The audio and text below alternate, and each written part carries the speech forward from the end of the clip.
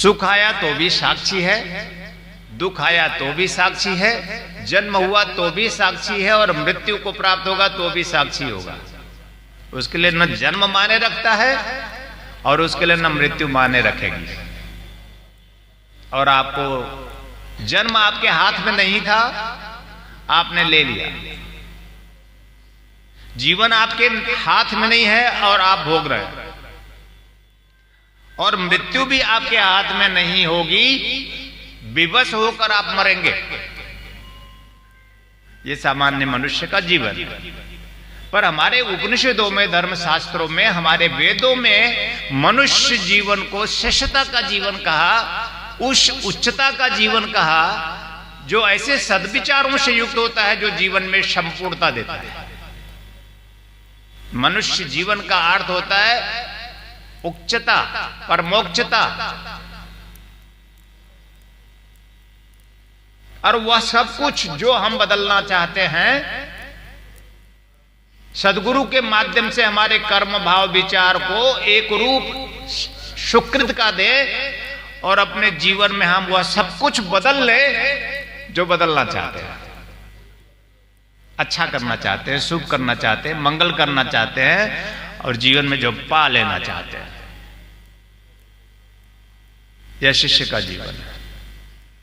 शिष्य का जीवन ऐसे नहीं है। शिष्य का जीवन बजा लीजिए।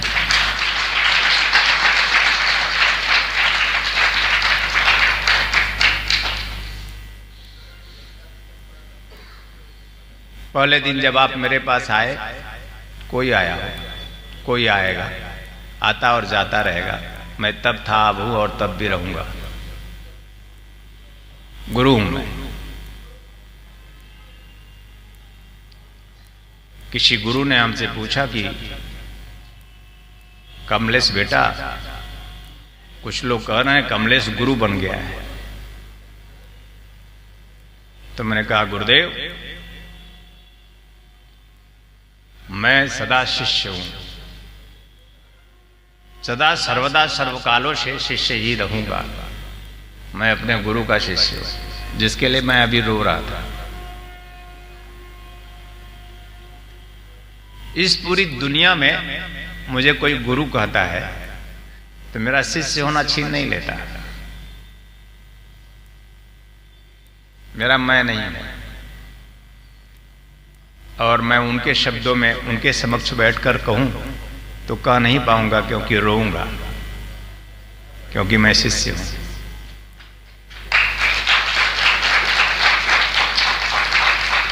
गुरु के सामने क्या कह सकता हूं? यही कहा उनसे कि आपके बिना जीवन का अर्थ ही क्या है। आप हो जाइए, नहीं तो 90 साल जीकर भी क्या करेंगे। अगर हम 100 साल जी भी लें गुरुदेव, और आपकी उपस्थिति वैसी ना हो जैसी हम चाहते हैं, तो मेरा जीना व्यर्थ है गुरुदेव। मैं चाहता हूं मेरा जीवन का अंत कल हो जाए, इस बात से कोई फर्क नहीं पड़ता। आवश्यकता है आपकी उपस्थिति की। जैसे आप मेरी श्वासों में बिहरते हैं, जैसे मेरे हृदय में धड़कते हैं, प्राण स्वरूप, प्रकाश स्वरूप आप मेरे अंतर जगत में प्रवेश किए बैठे हैं, और आत्म स्वरूप में मूल केंद्र बने हुए हैं, और पूरे सृष्टि चलायमान करते हैं। पूरे सृष्टि चलायमान होती है आत्मा से। मनुष्य जीवन का हेतु जहां तन धर्म है, इस शरीर के बिना मनुष्य धर्म निभता नहीं है। आप क्या समझते हैं, शरीर के बिना मनुष्य धर्म निभेगा? शरीर मानव जीवन का धर्म है। शरीर धर्म है, इतना प्यार करना चाहिए। धर्म कोई अगरबत्ती धूप दीप जला देना सिर्फ धर्म नहीं होता। धर्म होता है मुझे मेरा ख्याल रखना चाहिए। धर्म होता है हम सबको हमारा ख्याल हो, हम सबको हमसे प्यार हो, हम सबको हमसे सेल्फ लव हो। अपने आप को दुनिया प्यार नहीं करती, आपको मत करे। अपने आप को आप प्यार करो, पूरी दुनिया प्यार करेगी आपको। कितना भी प्रिय प्रियतम हो, अगर आप अपंग हो जाए तो, आपकी हड्डियां टूट जाए तो, आप खाट पे पहुंच जाए तो, आप हॉस्पिटल पहुंच जाए तो आपको ही भोगना है, कोई आपका कुछ नहीं कर सकेगा। और मैं यही कहता हूं कि आपकी कभी हड्डियां टूटे ही नहीं। कोई दुख नहीं, कोई चिंता नहीं, कोई परेशानी नहीं, कोई रोग नहीं, कोई अभाव नहीं, कोई क्लेश और कलह नहीं, और मानव जीवन का कोई अभाव नहीं। और इतनी सबलता, इतनी पुष्टता हो, इतना जीवन का सौंदर्य हो कि जीवन के अंतिम श्वास तक एक चमक हो, आंखों में एक शक्ति हो, एक नूर हो आपके चेहरे पर। दुनिया आपकी आवश्यकता महसूस करे तो आपको प्यार करेगी। जिस दिन दुनिया को आपकी आवश्यकता नहीं होगी, आपको प्यार नहीं करेगी।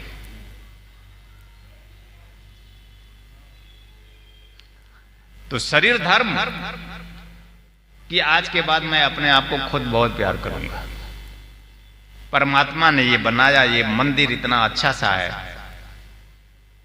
और मैं मुझे ही प्यार नहीं करता, दूसरे दूसरे दूसरे दूसरे को मनाता फिरता रहा। तो अच्छा पहनो, इत्र फूले लगाओ, अपनी सेवा भी करो, अपना ख्याल रखो, धर्म निभाओ अपना, अपने कर्तव्य, अपने धर्म का परिपालन अपने प्रति करो। और परमात्मा ने तुम्हें इतना सुंदर बनाया है, कोई कमी नहीं है। कमी महसूस हो तो हॉस्पिटल में पड़े हुए व्यक्ति के पास जाओ, हॉस्पिटल जाओ, देखो तुम्हारे अंदर क्या कमी है और उसके अंदर क्या कमी है।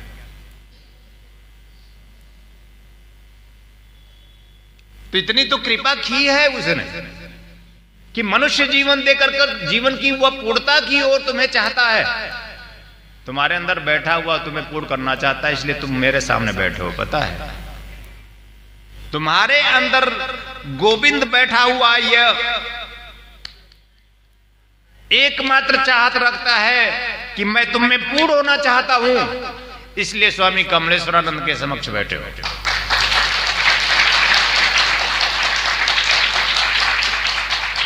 अपूर्णता है शरीर धर्म का, शरीर के प्रति हमारे कर्तव्य और धर्म का परिपालन करना मनुष्य धर्म है। और फिर अपने श्वासों का भी ख्याल रखना। कैसे चुकाऊं इन श्वासों की मोल रे, जन्म देने वाले इतना तू बोल रे। भजन सुनते होगे, पर आप घर बैठे एक बार भी श्वासों की याद नहीं करते। बेवफा है आप, अपने श्वासों का ही ध्यान आपको नहीं होता। मैं ये कहना क्यों चाह रहा हूं, क्योंकि आपके जीवन में कोई दुख नहीं चाहता, कोई चिंता, प्रेम चाहता हूं, रोना बिलखना छटपटाना चाहता हूं, बेवलता चाहता हूं, रह न पाए ऐसा जीवन चाहता हूं, आंखों से अश्रु भी बहता हुआ देखना चाहता हूं अपने प्रभु की याद में। लेकिन कोई दुख नहीं चाहता, कोई अभाव नहीं चाहता आपके जीवन में, कोई तनाव नहीं चाहता आपके जीवन में। ये हमारे सुकृत सदगुरु के विचार, सुकृत विचार ही सदगुरु और सतशिष्य है। मेरी बात को ध्यान रखना कि सुकृत विचार ही सदगुरु और सतशिष्य है, जो शुभ सोचता है, और विकृत विचार ही हमारे जीवन की अपूर्णता, अभाव है, तनाव है। तो दो ही विचार होते हैं, सुकृत और विकृत। सुकृत अर्जुन है और विकृत दुर्योधन है, दोनों मनुष्य हैं। सुकृत कृष्ण है और विकृत कंस है, दोनों मनुष्य हैं।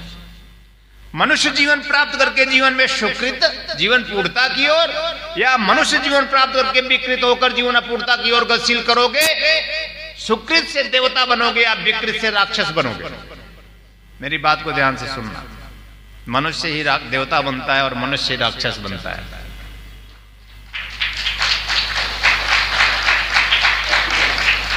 जिन जिन मनुष्य में, शिष्य में सुकृत, शुभ और लाभ के विचार है, कौन सा गलत बात है, धर्म, अर्थ, काम और मोक्ष, धर्म अर्थ काम मोक्ष चतुर्थ पुरुषार्थ।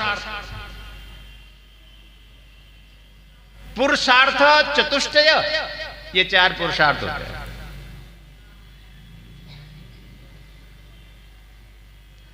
यानी हम धर्ममय हो, हमारे तन के प्रति हमारे धर्म हैं, हमारे मन के प्रति हमारे धर्म हैं, हमारे प्राण के प्रति हमारे धर्म हैं, हमारी आत्मा के प्रति हमारे धर्म हैं। और जिस दिन परमात्मा किसी को नहीं मिला आज तक, ध्यान रखना, लेकिन जिस दिन तुम्हें सदगुरु स्वामी कमलेश्वरानंद के चरणों में जब तुम प्रणिपात होकर अश्रुओं से विगलित करोगे, विह्वल हो जाओगे और आत्मा का साक्षात्कार होगा, उसी दिन परमात्मा तुम्हारे द्वार पर आ जाएगा। तुम परमात्मा तक नहीं पहुंच सकते, जीवन का हुआ परम आनंद नहीं प्राप्त कर सकते, लेकिन तुम अगर अपने सदगुरु के माध्यम से उस आत्म चेतना को प्राप्त कर लिए तो परमात्मा तुम तक आएगा। और मैं चाहता हूं तुम परमात्मा तक नहीं पहुंच सकते तो क्या हुआ, परमात्मा मैं तुम तक पहुंचा दूं तो मेरा तुम्हारा होना।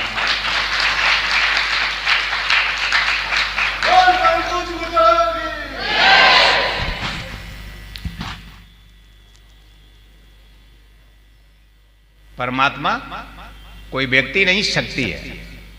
परमात्मा जीवन की वह शक्ति जिससे हमें परम आनंद प्राप्त होता है। परमात्मा जीवन की वह शक्ति जिससे हमें परम सुख प्राप्त होता है। परमात्मा जीवन की वह शक्ति जिससे हमें परम शांति प्राप्त होता है। प्राप्त हमें ही सब होता है, ध्यान रखना, किसी और को नहीं। हमें मतलब तुम्हें और मुझे, मैं और तुम और मैं, हमें। प्राप्त सब हमें ही होता है।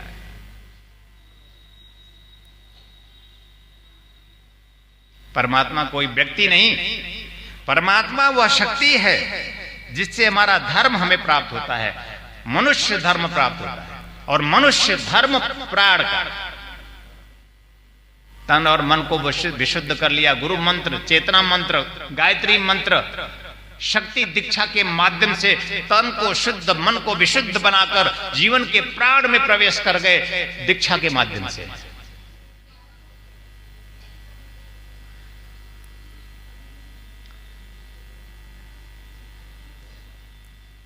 परमात्मा का स्वरूप परम शांति का है। जितना शांत होंगे उतना बढ़िया मिलेगा, जितना शांत होंगे उतना समीप आएगा, जितना शांत होंगे उतना आप उसे सुन पाएंगे।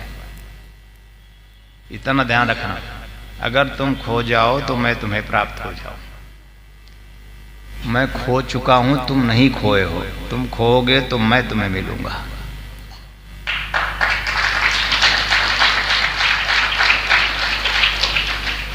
और मैं तुम में बैठा, श्वास लेता हुआ, हृदय में धड़कता तुम में खोना चाहता हूं, क्योंकि मैं खोकर ही पूर्ण होता हूं। तुम्हारे जीवन का दुख, तुम्हारे जीवन की चिंता, परेशानी, रोग और अभाव तुम्हारे होने में मैं में है। और मैं चाहता हूं कि तुम्हारा मैं पूरी तरह तिरोहित हो जाए। अहंकार, सिर्फ तुम बचो।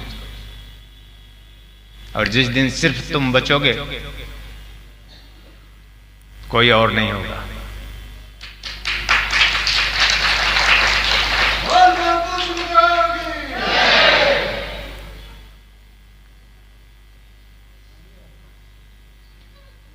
प्राण धर्म सबसे महत्वपूर्ण है। कभी आपने प्राण दर्शन किया? उसी से श्वासें ले रहे हैं। कभी आपने प्राण दर्शन किया? आपका हृदय उसी से धड़कता है। कभी आपने प्राण दर्शन किया? उसी से आपके खून बनते हैं। रोटियां खाते हैं तब भी खून बनता है, चावल खाते हैं तब भी खून बनता है, दाल खाते हैं तब भी खून बनता है, कुछ भी खाते हो खून बनता है। अच्छा, इस पूरे भारतवर्ष में कोई फैक्ट्री खून बनाने की लगी?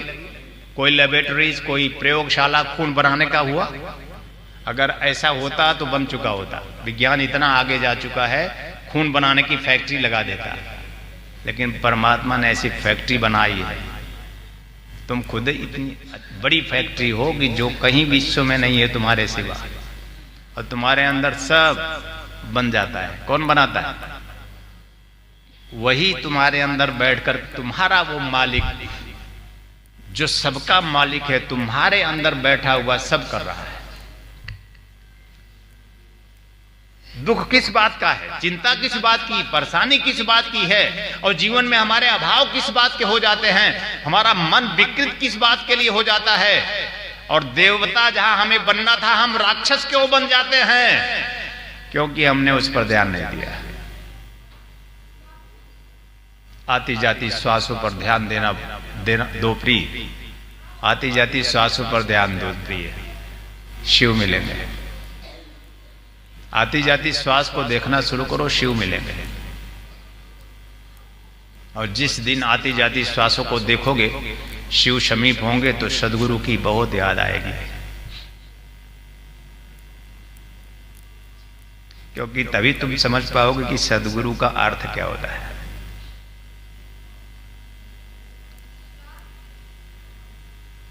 शिव तुम्हें बोध नहीं दे सकते, लेकिन सदगुरु तुम्हें बोध देता है। शिव को तुम नहीं सुन सकते, लेकिन सदगुरु को तुम सुन करके जीवन की वह संपूर्णता प्राप्त कर सकते हो, जिसके लिए इस धरती पर तुम्हारा जन्म हुआ है।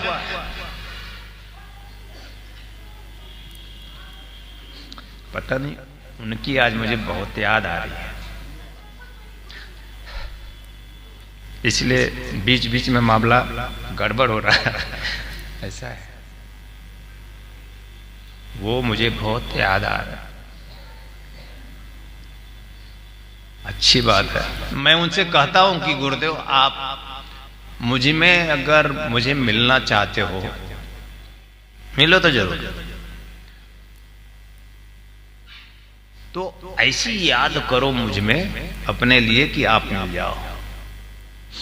क्योंकि मेरे बस में भी नहीं है कि कैसी याद करूं, कितना याद करूं, और किस किस तरह से उपासना करूं आपकी। लेकिन मैं चाहता हूं गुरुदेव, हे प्रभु, हे पार ब्रह्म, हे परमेश्वर,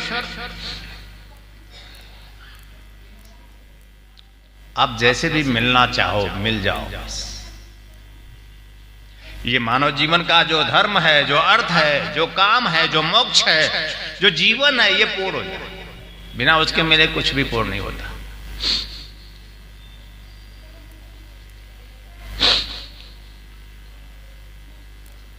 सदगुरु का अर्थ होता है जो उस सत्य को जानता है। सदगुरु का अर्थ होता है जो उस सत्य का बोध रखता है। सदगुरु का अर्थ होता है जो वही सत्य होता है। सदगुरु का अर्थ होता है इतना ही नहीं, जो सत्य प्रदान कर सकता है, सत्य दे देता है।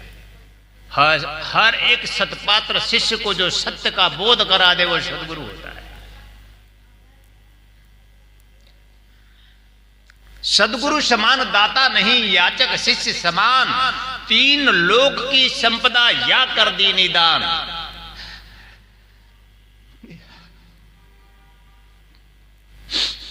सदगुरु के सिवा कोई होता ही नहीं दानी महादानी। संपदा तो समाप्त हो जाएगा इस संसार सागर में, जो भी कुछ प्राप्त होता है, लेकिन सदगुरु ऐसी संपदा देता है जो तीन लोक की संपदा दे देता है। देता है तो दे देता है।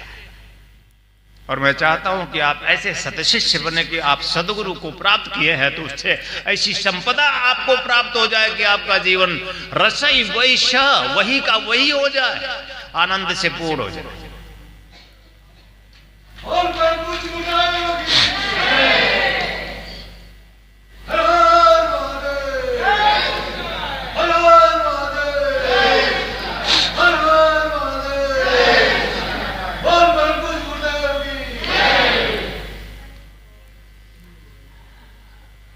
सोई जानई जेहू देव जनाई, जानत तुम्ही होई जाई। मेरी आंखें, सदगुरु की आंखें भिगती हैं तो शिष्य की आंखें भिग जाती हैं।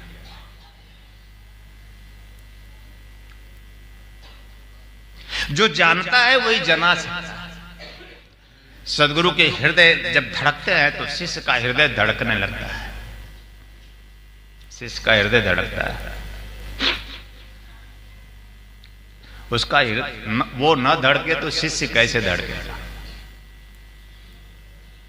वही सत्य, वही शिव, वही आनंद, वही सदगुरु स्वरूप पे आपके हृदय में हर एक धड़कन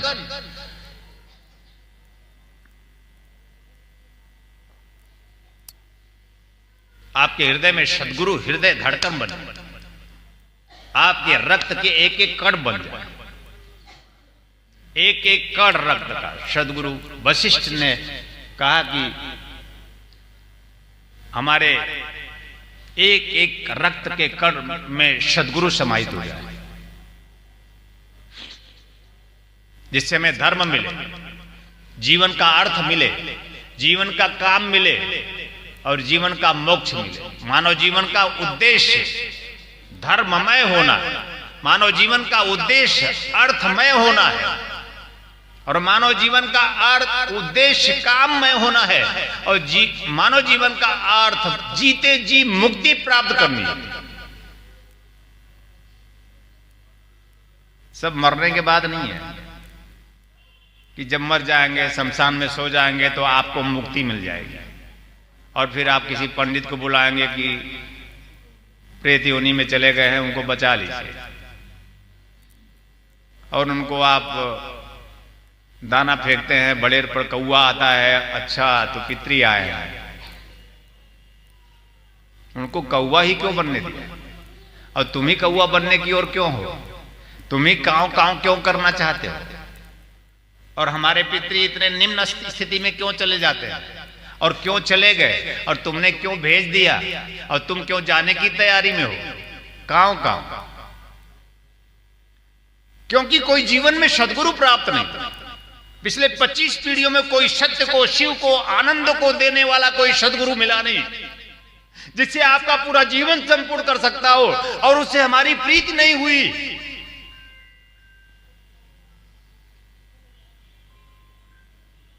हमने सब कुछ चाहा पर सद्गुरु नहीं चाहा, यानी सद्गुरु मतलब वह सत्य नहीं चाहा जिससे तुम्हारी श्वासें चलती हैं, वह सत्य नहीं चाहा जिससे तुम्हारे हृदय धड़कते हैं, वह सत्य नहीं चाहा जिससे तुम्हारा सब कुछ संचालित हो रहा है। उस सत्य के सिवा तुमने सब कुछ चाहा। धर्म, मैं आज तुम्हें धार्मिक बनाना चाहता हूं और ऐसा धर्म देना चाहता हूं जो हंसे, जो खेले, जो मुस्कुराए, जो नाचे गाए, ऐसा धर्म देना है। एक हंसता हुआ धर्म देना चाहता हूं, एक मुस्कुराता हुआ धर्म देना चाहता हूं, एक सद्गुरु को हृदय में धड़काता हुआ जीवन देना चाहता हूं, एक ऐसा धर्म देना चाहता हूं जिसे एकमात्र हमारी एक श्वास है उस सद्गुरु की, एक जाए तो सद्गुरु और आए तो सद्गुरु। ऐसा धर्म मैं तुम्हें देना चाहता हूं जिससे कभी तुम जीते जी किसी भी हाल में, किसी भी कीमत पर, किसी भी क्षेत्र में पराजित ना हो।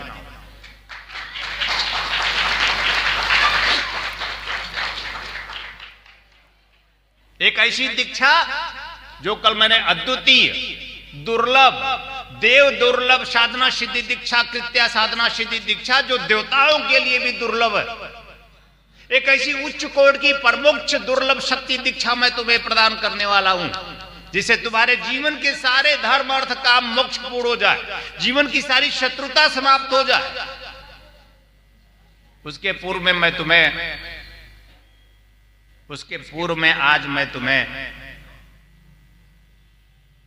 तुम्हारे रक्त के एक एक कण में सद्गुरु को समाहित कर देना चाहता हूं। रक्त कण कण साधना सिद्धि दीक्षा शक्तिपात की क्रिया करना चाहता हूं कि तुम्हारे एक एक रक्त के कण में सद्गुरु समाहित हो जाए। तो WBC, RBC, फलाना ढिकाना और दुनिया भर का तुम जो अपना जांच करा करा के निकाल के दवाइयां खाते हो वो सब समाप्त हो जाए। तुम्हारे रक्त में कोई दोष रहे ही नहीं। जब भी जांच कराओ तो सब सही आए। हमारे सारे शिष्य कहते हैं गुरुदेव जांच में तो सब सही आ रहा है, तो रोग क्या है? अपने मन के भाव में सद्गुरु को न स्थापित करना रोग है। अपने शरीर धर्म में एक एक रोम कूपों में सद्गुरु को न समाहित करना रोग है। पिछले 25 पीढ़ियों से रक्त अशुद्ध हो गया और रक्त को शुद्ध करने वाला कोई सद्गुरु प्राप्त नहीं हुआ। रक्त शुद्धि कैसे होगी? नीम के पत्ते से थोड़ी बहुत होती भी है तो खाते नहीं हो, करेले से थोड़ी होती हो तो दूर रखते हो, सब्जी नहीं बनती। नीम की निबोली तुम्हारे रक्त को शुद्ध कर दे। लेकिन यह सब कुछ जीवन की अर्थवत्ता को दे देने वाला ऐसा सदगुरु जो तुम्हारे रक्त के एक एक कण में समाहित होकर तुम्हारे रक्त को पूरी तरह शोधन कर दे।